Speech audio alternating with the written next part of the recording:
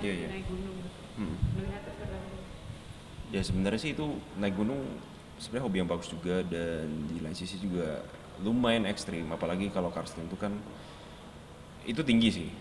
Eh, nggak tahu ya, kalau saya sendiri sih belum belum ada kepikiran untuk ke situ, karena secara emang daerah situ belakangan kalau yang saya dengar tuh masih belum terlalu kondusif lah, karena masih di daerah Papua kan. Em, kalau saya pribadi sebelum naik itu saya harus tahu medannya seperti apa, elevasinya setinggi apa,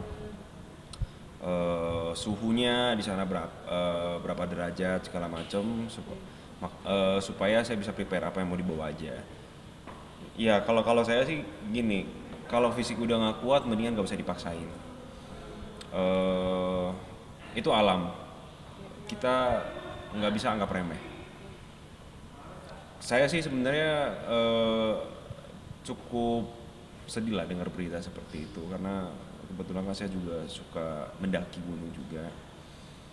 Eh, turut berduka atas apa yang terjadi sebagai orang yang juga gemar mendaki gunung.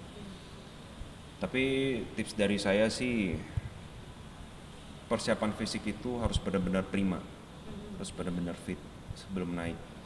Jangan pernah anggap remeh. Em, Mungkin ada sebagian orang menganggap naik gunung itu hanya untuk hiburan, tapi menurut saya lebih dari itu. Naik gunung itu berat, apalagi orang yang tidak punya persiapan fisik yang matang gitu.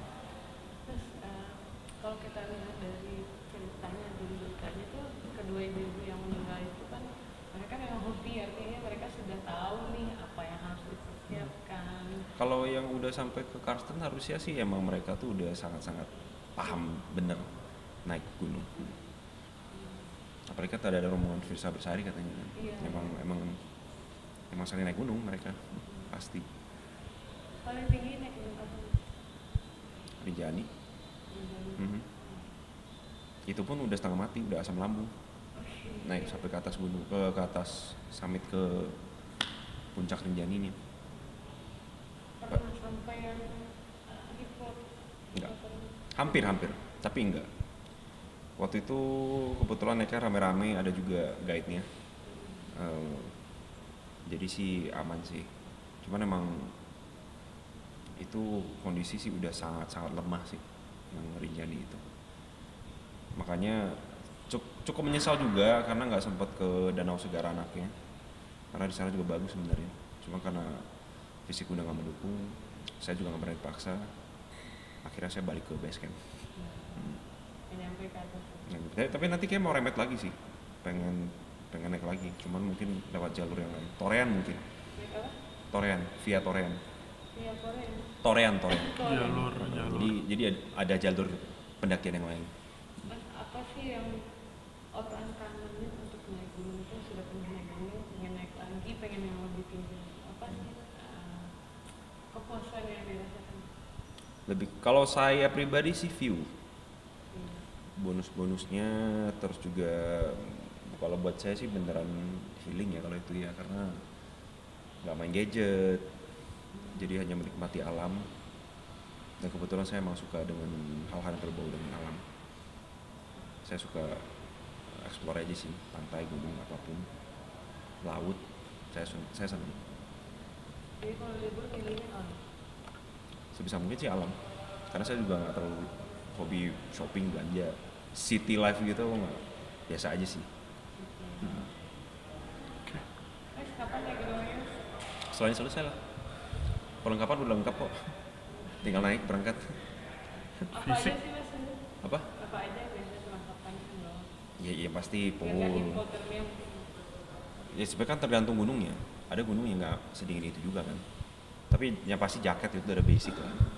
Jaket long john itu supaya nggak kedinginan. Pole, eh, itu sangat sangat membantu, apalagi kalau pas turun supaya dengkul nggak capek. Sepatu yang proper. Kalau enggak pasti melepuh ujung jari. Kalau saya sih, menurut saya yang penting itu ini juga apa namanya, dream pad, supaya tidurnya nyaman.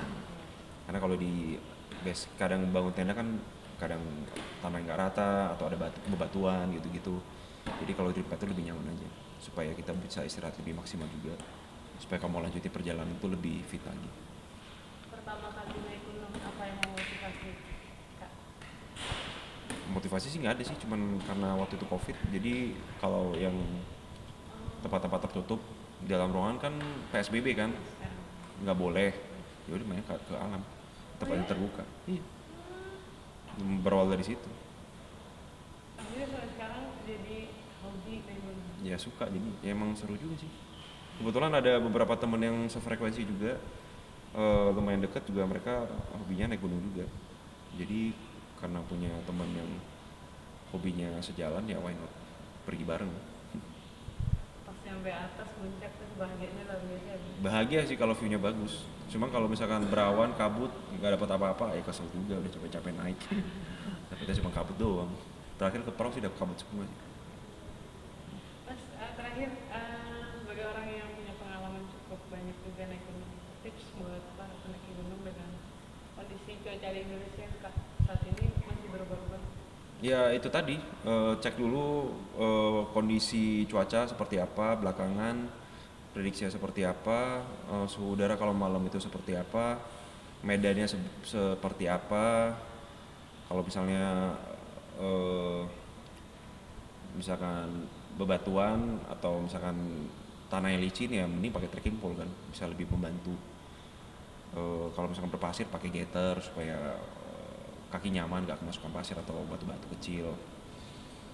Selebihnya sih itu aja sih, sama persiapan fisik yang mateng, logistik yang secukupnya. Terlalu berat juga susah bawanya, karena bawaannya kan berat kan ke atas, itu juga menghabiskan energi. Ya kurang lebih sih itu aja sih poin yang paling penting biasanya. Sama obat-obatan, mungkin obat-obatan pribadi kalau emang punya.